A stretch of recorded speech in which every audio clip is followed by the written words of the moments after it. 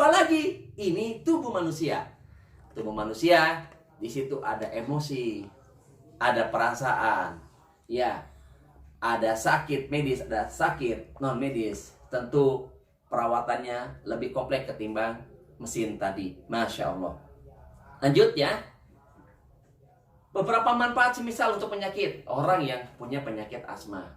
Ini yang pernah Al-Fakir rasakan, ya.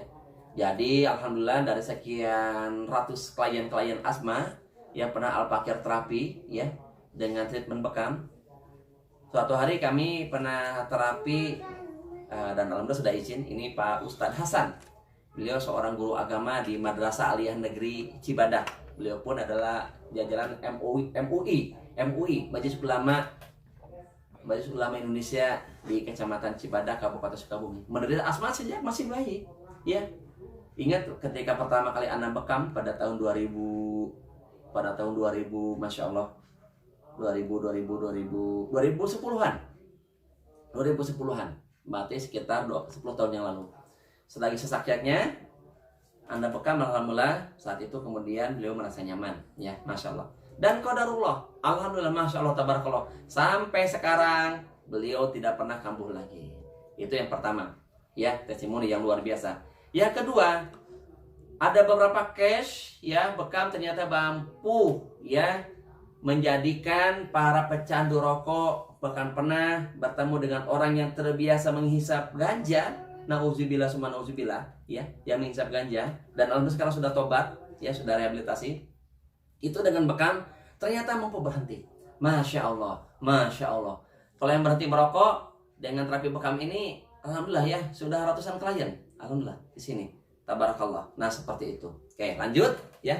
Bekam pun ternyata mengurangi beban kerja limpa karena darah yang sudah tua tidak dimetabolisme limpa, tapi dikeluarkan dengan bekam. Beberapa ciri-ciri orang yang limpanya sudah mulai melemah. Organ limpa ada di dada kiri, agak bawahan, pas di sini, ya, organ limpa. Beberapa ciri-ciri kelemahan limpa adalah ngantuk pada jam 7 pagi hingga jam 12 siang. Nah, ini AA, ya, yang bisa ngantuk nih, ya, kalau lagi sekolah, lagi belajar, sudah menguap, ya, sudah menguap. Makan cukup, kopi cukup, habatus sudah cukup, olahraga cukup, ya, tidur cukup malamnya. Kenapa masih ngantuk? Oh, ternyata limpanya lemah. Salah satu treatment terapinya adalah insya Allah dengan terapi bekam. Insya Allah. Alhamdulillahirabbil alamin. Masya Allah. Lanjut, ya. Bekam pun mencegah timbulnya tumor, kanker, dan penyakit-penyakit infeksi lainnya. Insya Allah, ya, tadi, ya, dengan naiknya sel interferon, maka tercegahlah orang yang rutin dibekam, apalagi pola hidupnya bagus, dari mutasi sel-sel tumor dan kanker. Masya Allah, tabarakallah, alhamdulillah. Berikut ini ada beberapa data-data real uji klinis para pakar tentang bekam. Yang pertama, Dr. Wada Umar, yang ditulis pada tahun 2008 dalam bukunya Sembuh dengan 1 titik.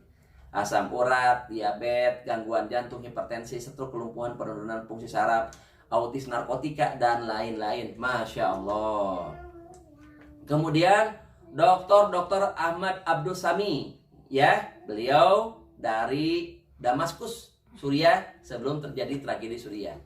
Manfaat bekam ini sudah dirasakan oleh beliau dan sudah diterbitkan di Jurnal Kesehatan Al-Ahram di Rumah Sakit Angkatan Darat Mesir. Oh, Mesir, mohon maaf tadi, ya. Ternyata bekam ini sangat bagus, ya, untuk menaikkan kadar besi agar stabil. Kemudian orang yang anemia, Masya Allah, ternyata dengan bekam. Apalagi di sini menaikkan imunitas tubuh. Beberapa pasien-pasien yang sudah terindikasi terinfeksi virus hepatitis C, dengan izin Allah, ternyata bekam bisa menjadi treatment yang bagus untuk penyakit-penyakit tersebut. Masya Allah, ya. Kemudian, ya, Dokter Kandidat Wahyudi Widada Magister Kedokteran. Pada tahun 2010 beliau menulis buku, ya, Bekam dan Radikal Bebas. Bekam merangsang regenerasi sel darah merah sehingga memperbaiki oksigenasi jaringan dan meningkatkan jumlah antioksidan alami. Bekam pun meningkatkan imunitas sel makrofag dan sel limfosit T. Ya, Masya Allah. Ya, jadi menaikkan imun tubuh dengan menaikkan jumlah sel darah putih.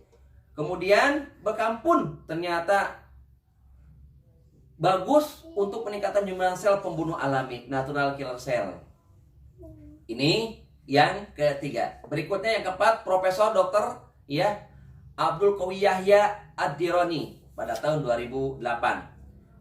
Bekam ternyata efektif untuk kasus darah tinggi. Masya Allah, ternyata 300% para pemirsa yang dilakukan uji klinis oleh beliau. Ya, kemudian bagus pula untuk menormalkan tekanan darah rendah. Menormalkan pula kadar hemoglobin yang turun. Ya. Apalagi menaikkan sel darah putih. Ya. Kadar gula darah distabilkan. Ini kasusnya hingga 92,5% dari 300 klien tersebut. Jumlah kadar asam urat turun drastis. Kasusnya ada 83,68 kasus. Ya, kadar kolesterol, kadar lemak trigliserida, dan beberapa penyakit-penyakit degeneratif lainnya ternyata secara signifikan turun ya dengan terapi bekam tersebut. Insya Allah. Para pemirsa yang dirahmati Allah ya, ternyata bekam pun selain bermanfaat secara ilmiah, bekam pun sangat bagus untuk beberapa klien-klien yang punya masalah dengan gangguan-gangguan non medis. Beberapa kali kami melakukan terapi kepada pasien skizofrenia, pasien yang punya gangguan kejiwaan. Masya Allah, dengan sinergis terapi ruqyah syariah, ya, tazkiyatun nafs dan hijamah serta herbal-herbal Nabi, insya Allah bekam sangat efektif untuk kasus-kasus skizofrenia. Ya, kemudian pada kasus gangguan sihir, beberapa kali kami di sini meruqyah beberapa klien-klien yang punya gangguan masalah-masalah non medis atau gangguan-gangguan sihir. Kenapa bisa disebut seperti itu? Jadi ketika kami pertama membekam dengan ta'awuz ya, dengan baca doa kesembuhan, a'udzubillahi minasyaitonirrajim, na'udzubi kalimatillahi tammati min syarri ma khalaq, Allahumma rabban nas adhibil ba'sa isfihi anta syafi la shifa illa shifauka shifaan la yughadiru saqama.